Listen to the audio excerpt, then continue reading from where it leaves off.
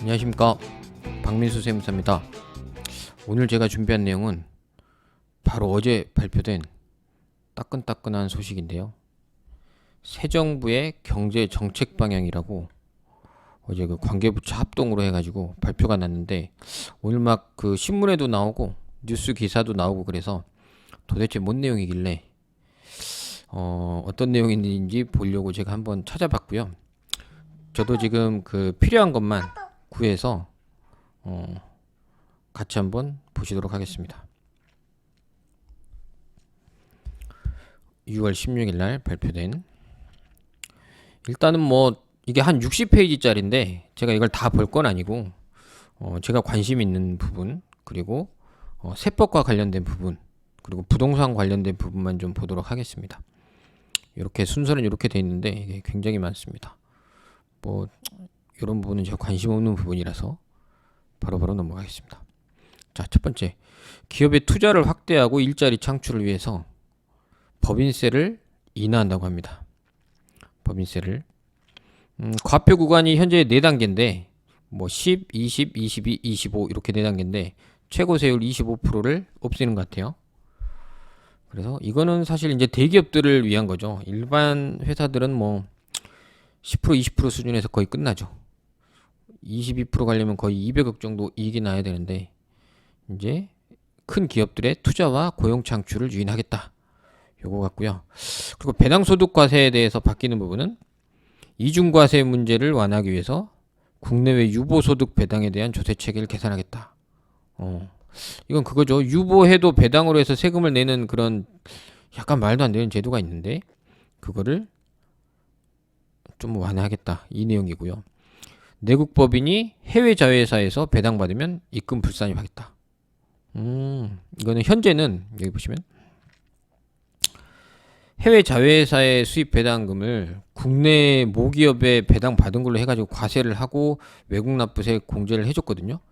근데 이제는 실제로 해외 자회사가 배당을 받은 거지 국내 회사가 배당을 받은 게 아니잖아요.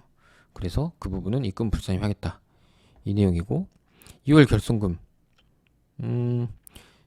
2월 결손금 공제 한도를 뭐 80%까지 올리겠다. 근데 중소기업은 현재 100%입니다. 저는 거의 중소기업 위주로 상대하기 때문에 이건 바뀌는 게 없고요, 제 입장에서는. 그리고 국제기준에서 이거는 뭐 그런 내용이 있습니다. 그리고 가업승계 활성화 내용이 있네요. 가업승계 활성화 내용이 있는데 납부유예 제도를 만들어서 여기 보시면 일정 요건을 갖춘, 요건이 이제 나중에 나오겠죠. 가업승계 받으면 양도 상속 증여할 때까지 상속세를 납부유예하겠다. 이거는 굉장히 파격적인 것 같아요.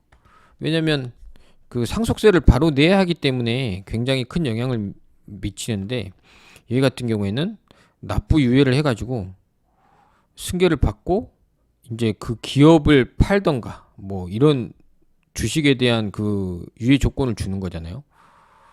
이러면 굉장히 회사 운영하는 데는 도움 되겠죠. 이것도 구체적인 건 좀 나와봐야 될 것 같은데, 매출액 기준을 2배 이상 올려서 많은 기업이 혜택을 받을 수 있도록 하겠다. 그리고 사후관리 기간을 축소하겠다. 7년을 5년으로. 굉장히 좀 기업 친화적인 것들이 나오는 것 같고, 이거 같은 경우에 이제 뭐 세부적인 안이 나와야 되겠지만 사전 가업승계 증여세 과세 특례 한도, 이거를 지금까지는 뭐 30억 정도인데 가업상속공제 수준으로 올린다는 겁니다. 그러면 몇백억까지 사전 승계를 할 수 있게 해주겠다. 이것도 굉장히 파격적인 것 같아요. 그래서 이 부분들이 이제 개정이 될 거다. 그래서 기업의 가업승계나 이런 부분을 고민하시는 분은 이제 세법 개정안 나오고 보면 좀 더 그림 그릴 수 있을 것 같습니다. 그리고 이거는 뭐 경영활동 위축시키는 형벌, 불확실성을 신속하게 해야겠다, 뭐 이건데, 그러니까 뭐 감옥 가야 될 거를 행정 제재로 돌린다, 이 소리인 것 같아요. 이거는 정확하게는 저도 모르겠습니다. 그리고 첨단 기술 투자 일자리에 대해서 인센티브를 확충한다. 그래서 이제 중견기업이나 대기업이 시설 투자하면 세액 공제해 주는 거를 단위로 하겠다, 이런 내용인데, 이것도 사실 저한테는 별로 정말 큰 기업들에 해당되는 거기 때문에 저는 별로 상관이 없는데. 그리고 고용증대 세액공제, 사업보험료 세액공제 이런 걸 통합해서 통합 고용세제로 하나로 합친다는 거예요. 아, 이건 정말 해야 됩니다. 너무 많은 공제들이 산재에 있어서 이것저것 적용하기도 힘들고, 이거 왜 모르냐 그러면 답하기도 힘들고, 사후 관리도 너무 힘들고, 정말 힘든 제도인데 이건 좀 합쳤으면 좋겠습니다. 그리고 중소벤처기업을 육성한다고 하는데, 이거는 뭐 그렇다고 합니다. 그렇다고 하고, 이거는 뭐 체질 개선, 도약 경제 이렇게 한다고 하고요.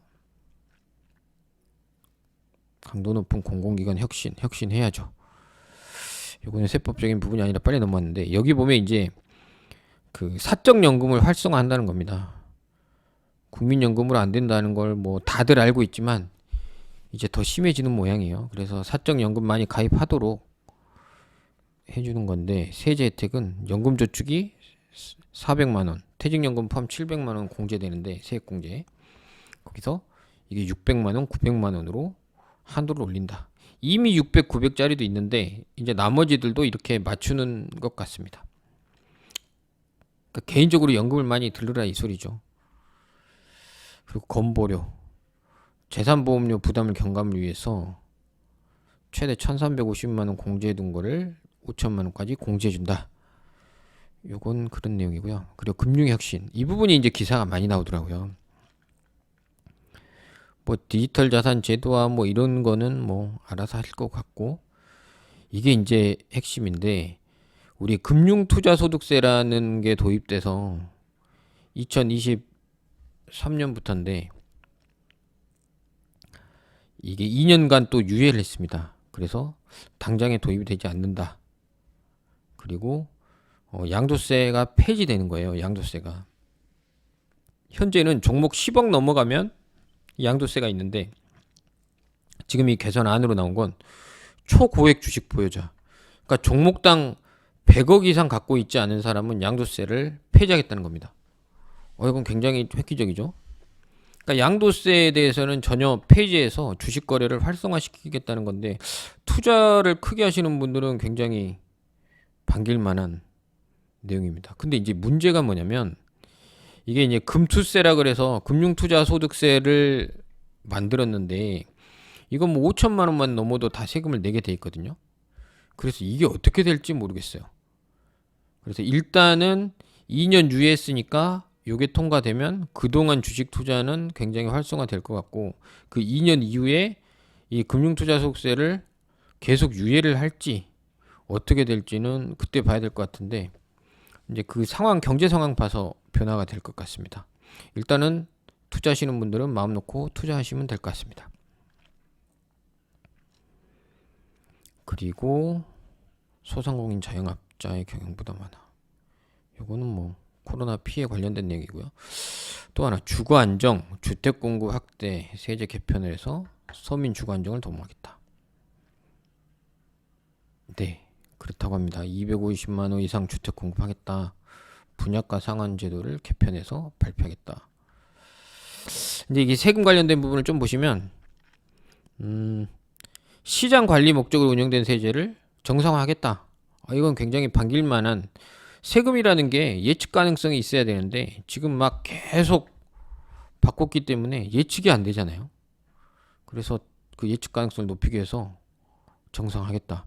이게 이제 바뀐 거 보면, 조정 대상 지역에 다주택자 한시 배제는 1년, 지금 1년 동안 배제되고 있죠. 그래서 이제 주택이 이것 때문에 집값이 떨어지는 건지 금리를 올려서 떨어지는 건지 뭐 그건 모르겠는데, 어쨌든 좀 떨어진다고는 해요. 떨어지는 것 같긴 합니다. 그리고 양도세, 비과세, 취득세 중과 배제 인증을 위한 일시적 주택자 처분 기한을 1년에서 2년으로 확대. 이것도 소급 적용이고, 그리고 이제 공시 가격을 20년 수준으로 환원한다. 요 내용.